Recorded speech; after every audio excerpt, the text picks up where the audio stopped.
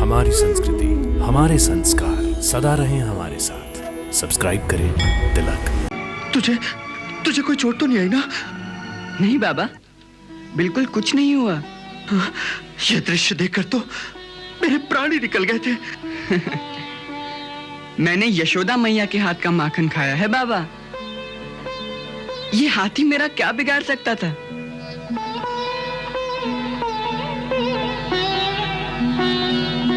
अरे, तुम सब भी आ गए? हाँ, हमें तोशक ने बताया था कि तुम्हारे प्राणों को मथुरा में संकट है, इसीलिए हम सब युवक चले आए। अब तुम चिंता न करना, हम तुम्हारी रक्षा के लिए हर समय तैयार रहेंगे। ये बहुत अच्छा किया। मुझे भी तुम सबकी बड़ी याद आ रही थी।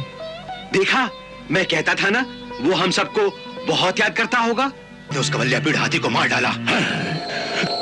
नहीं, ये असंभव है। परंतु ये सत्य है महाराज। तुमने अपनी आंखों से देखा? जी। अब क्या होगा? आप चिंता न करें महाराज, आप चिंता न करें। एक जानवर से बचना आसान है, परंतु वो हमारे इन वीर योद्धाओं से नहीं बच सकता। एक एक योद्धा 100-100 हाथियों का बल रखता है।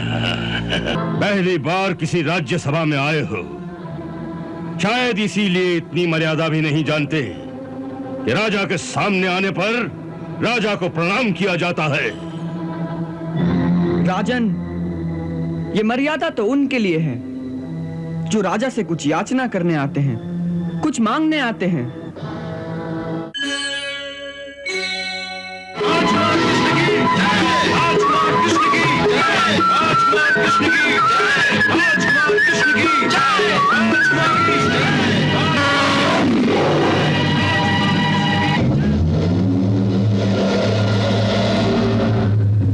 जाओ गजराज, आज राजभक्ति दिखाने का अवसर है, चूकना नहीं। जाओ।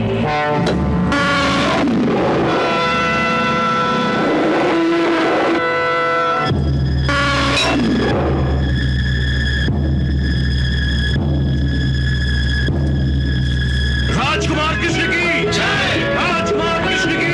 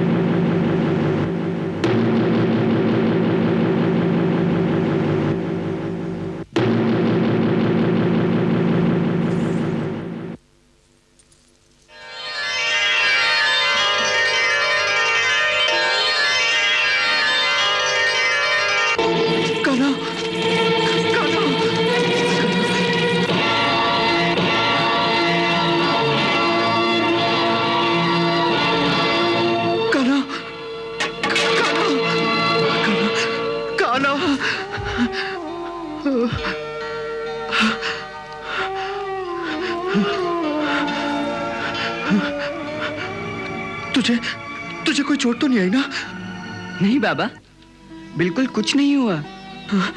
यह दृश्य देखकर तो मेरे प्राण ही निकल गए थे। मैंने यशोदा मैया के हाथ का माखन खाया है बाबा। ये हाथी मेरा क्या बिगाड़ सकता था?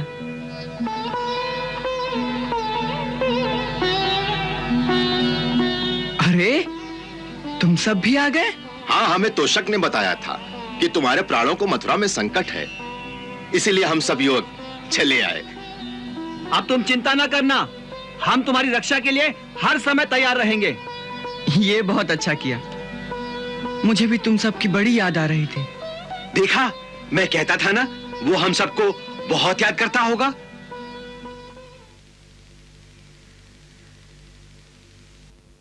बाबा, मैया कैसी है? वो तुझे बहुत याद करती है।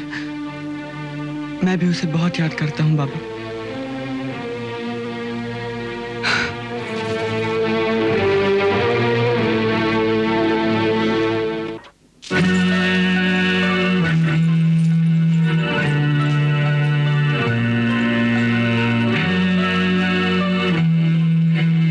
महाराज, उसने उस कवल्यापीड़ हाथी को मार डाला।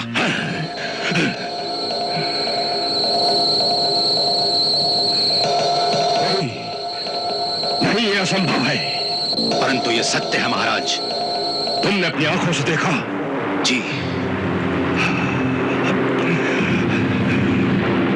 अब क्या होगा? आप चिंता न करें महाराज, आप चिंता न करें। एक जानवर से बचना आसान है, परंतु वो हमारे इन वीर योद्धाओं से नहीं बच सकता। एक एक योद्धा 100-100 हाथियों का बल रखता है।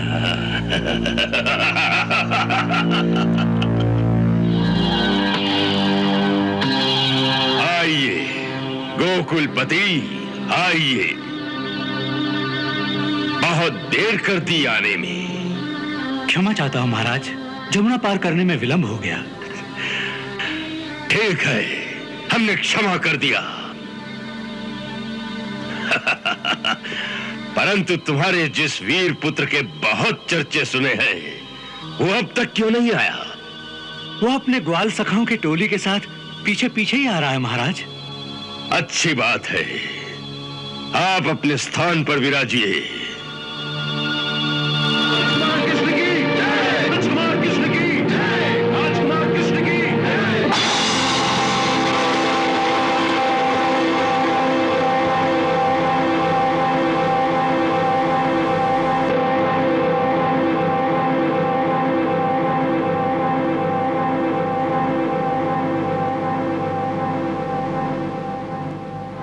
पहली बार किसी राज्यसभा में आए हो, शायद इसीलिए इतनी मर्यादा भी नहीं जानते कि राजा के सामने आने पर राजा को प्रणाम किया जाता है।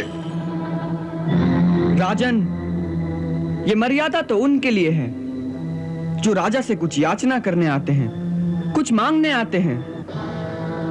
परंतु हमें तो स्वयं आपने अक्रूर जी के हाथ यहां आने का न्योता भेजा था, और फिर मथुरा में प्रवेश करने से पहले हमें आपका राजपत्र भी मिल गया था, जिसमें लिखा था कि मथुरा में हमारा स्वागत है। ऐसे समय में मर्यादा तो यही है कि जिसने निमंत्रण पत्र भेजा हो, यह उसका धर्म है कि मेहमान के आने पर पहले वो मेहमान का अभिवादन करें।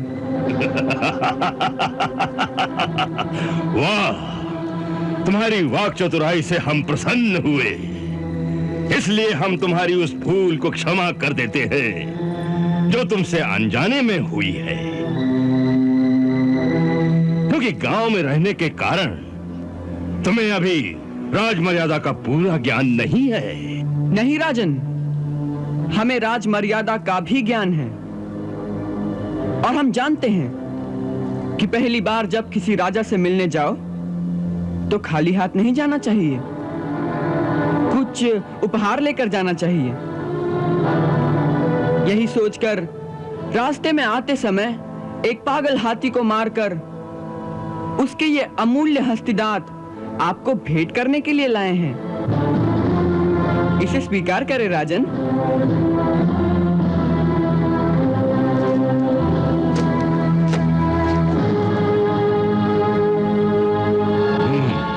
वाह, इसे कहते हैं वीरता। हाँ, इससे सिद्ध होता है कि हमने आज तक तुम्हारी वीरता के जो किस्से सुने थे वो झूठ नहीं है। हाँ। हमें गर्व है कि हमारे राज्य में तुम्हारे जैसा एक परमवीर बालक भी है। इसीलिए हमने मथुरा के इस महान उत्सव में आने के लिए तुम्हें निमंत्रण भेजा था, ताकि देश विदेश से आए हुए इन योद्धाओं, वीरों और मथुरा की प्रजा के सामने तुम्हें परमवीर पदवी प्रदान करके तुम्हारा राजकीय सम्मान किया जाए। परंतु उस सम्मान समारोह से पहले हम चाहते हैं, और यहां बैठे हुए सभी लोग अवश्य चाहते होंगे, कि जिसकी वीरता के इतने चर्चे अपने कानों से सुने हैं, उसकी वीरता का एक प्रदर्शन आंखों से भी देखा जाए। इसीलिए हमने अपने और दूसरे राज्यों से भी 4 चोटी के पहलवान बुलवाए हैं। हम चाहते हैं कि आज इस अखाड़े में तुम्हारा मल्ल युद्ध देखा जाए। इनमें से चाहे जिसे तुम चुन लो और उसके साथ कुश्ती करके जनता का मनोरंजन करो। आज तो हम मथुरा का उत्सव देखने आए हैं राजन, कुछ दिखाने नहीं आए। किसी दूसरे अवसर पर आपकी ये इच्छा भी पूरी कर देंगे। इससे अच्छा कोई दूसरा अवसर कब आएगा? देश विदेश से इतने लोग फिर कब इकट्ठा होंगे? आज हम इन सब के सामने मल्ल युद्ध में अपना अपना पराक्रम थोड़ा दिखा दें तो दर्शक लोग कितना आनंद लेंगे। हाँ, यदि हमें देखकर तुम्हें डर लगता हो तो दूसरी बात है। सबके सामने हाथ जोड़कर क्षमा मांग लो, हम तुम्हें छोड़ देंगे। क्या सोच रहे हो लल्ला? ये ग्वालनों के साथ ताली बजा के थिरकने की बात नहीं, वीरों की सभा में मल्ल युद्ध करना है। ऐसा लगता है मुश्तिक भैया कि ये गोपियों ग्वालों के सामने ही अपना पराक्रम दिखा सकते हैं। ऐसा ही है तो लल्ला, अपनी गोपियों ग्वालों को भी बुला लो, तनिक माखन दूध पिला दे, ताकि मुंह से कुछ बात तो निकले। भय के मारे तुम्हारी तो जीभ ही सूख गई है।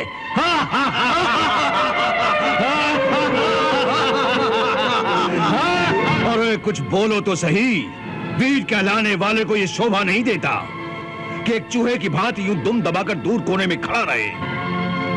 वीर वो होता है जो ताल ठोकर सामने आ जाता है। या फिर तोशाल ठीक कहता है, तुम्हारी बहादुरी के वो सारे चर्चे केवल एक ढकोसला है, उनमें कोई सच्चाई नहीं है। यूं ही कुछ ग्वाल वालों के सामने छोटे मोटे करतब करके उन पे वीरता की धाक जमा ली होगी। वैसे भी तुमने जितने कारनामे किए हैं सब जंगलों में छुप कर किए हैं। उन भोले भाले देहातियों के सिवा वो कारनामे किसने देखे हैं? और आज जब वीरों की सभा में शक्ति दिखाने का समय आया है तो तुम्हारी जैसे घिघी बन गई है।